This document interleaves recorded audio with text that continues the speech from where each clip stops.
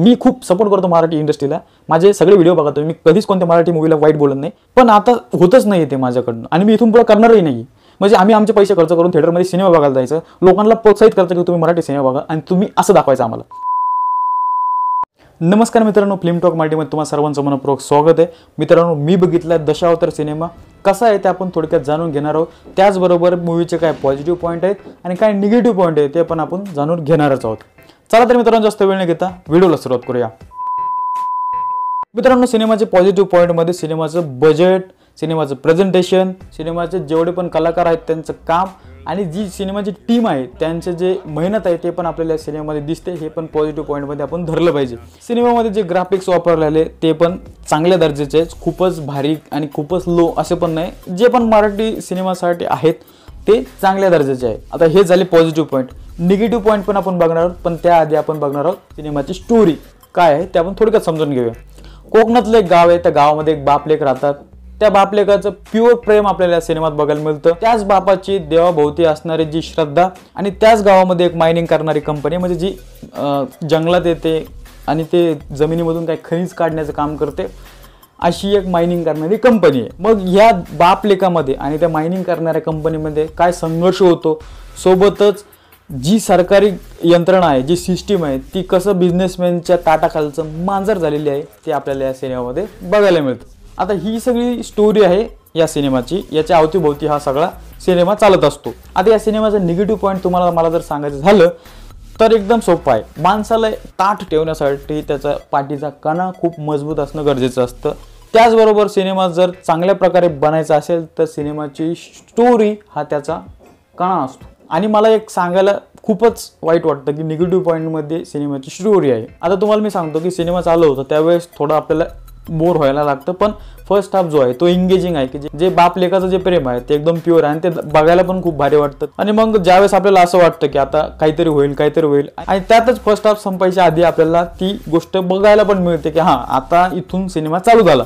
आणि second half ज्यावेळेस चालू होतं ती गोष्ट घडते पण की असं वाटतं नाही हा आता होणार काहीतरी, पण ते इतकं सरळ दाखवलंय ना, मी इतकी अपेक्षा घेऊन गेलो त्या सिनेमा बघायला। मी ट्रेलरचा रिव्ह्यू ज्यावेळेस आलतात तुम्ही बघा माझ्या चॅनलवरती, मी इतकं चांगलं बोललो या सिनेमाबद्दल, पण आता ज्यावेळेस मला वाटतं की या सिनेमा कुठेतरी चांगलं होईल तर सगळं चांगलं असताना, ॲक्टर चांगले असताना, टीमवर्क चांगलं असताना, प्रेझेंटेशन चांगलं असताना, बजेट चांगलं असताना, प्रमोशन चांगलं असताना तुम्ही इतकी वीक स्टोरी आमच्यासमोर घेऊन आली। म्हणजे एक व्यक्ती एक जणाला मारतो, त्याने का मारलं ते पण आपल्या सिनेमामध्ये दिसतं। मग सस्पेन्स काय, थ्रिल कुठे आहे सिनेमामध्ये? मला वाटलं होतं की स्टोरी असे असेल की एक गाव आहे, त्या गावामध्ये अचानक काही लोक गायब होत चाललेत, मग ते कोण करतंय, मग आपण ज्याच्यावर शक घेणार तो व्यक्ती तो नसणार, अचानक तिसरं कोणीतरी असेल, असं काहीतरी स्टोरी असेल। मी तेच अपेक्षा करून गेलो, तर मला नाही तसं काही असेल तर दुसरं काहीतरी बघायला मिळेल।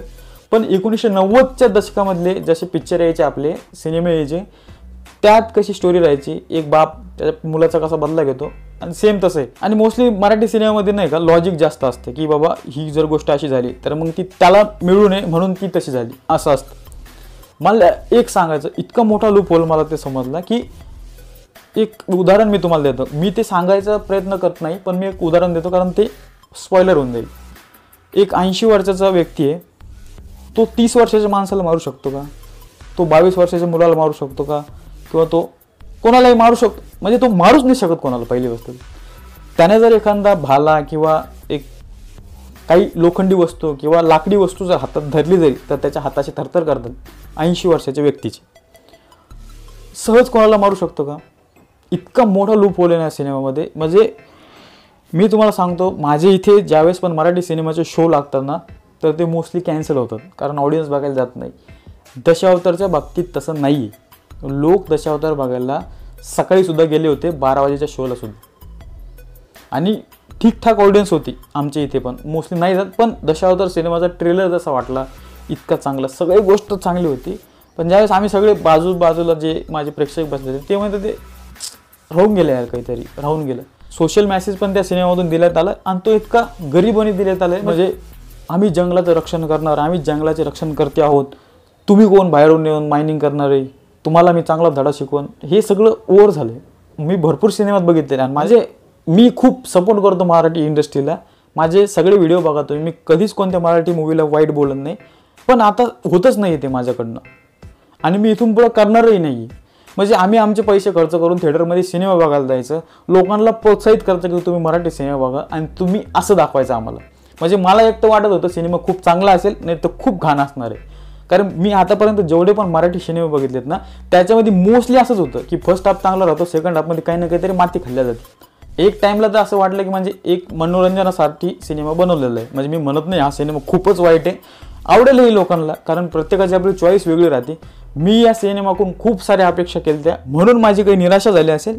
पण मी तुम्हाला सांगतो, सिनेमा बघायला तुम्ही जर जात असाल तर काहीच अपेक्षा करू नका, 0 अपेक्षा ठेवा आणि मग सिनेमा बघायला जा. तेव्हा तुम्हाला सिनेमा हा चांगला वाटेल. मेकर्सला मी सांगतो, तुम्हाला माझा राग आला असेल, तुम्हाला मला शिव्या घालायच्या असेल तर तुम्ही बिंदास घालू शकता. ज्यावेळेस मी सिनेमाचा ट्रेलर आला त्यावेळेस किती चांगलं बोललो होतो, तुमच्याकडून मला स्वतः वैयक्तिक कमेंट पण आली होती. इंस्टाग्रामला पण माझं तुम्ही कौतुक केलं होतं की ठीक आहे तू सपोर्ट करतोस मराठी इंडस्ट्रीला. मला ते मान्यही होतं. पण मी कधीपर्यंत बळच खोटं बोलू सांगा बरं तुम्ही. इतके चांगले कलाकार असताना, इतकं बजेट असताना, इतक्या सगळ्या गोष्टी चांगल्या असताना स्टोरीमध्ये थोडा तरी दम पाहिजे होता राव. खूप निराशा झाली माझी. तर मित्रांनो, माझा व्हिडिओ तुम्हाला कसा वाटला कमेंट सेक्शनमध्ये नक्की कळवा. चॅनलवरती नवीन असेल तर सबस्क्राईब करा. व्हिडिओ आवडला असेल तर लाईक करा. तुमची प्रतिक्रिया कमेंट सेक्शनमध्ये सांगायला विसरू नका. मेकर्सला माझा राग जरी आला असेल तर मी क्षमा मागतो. पण धन्यवाद.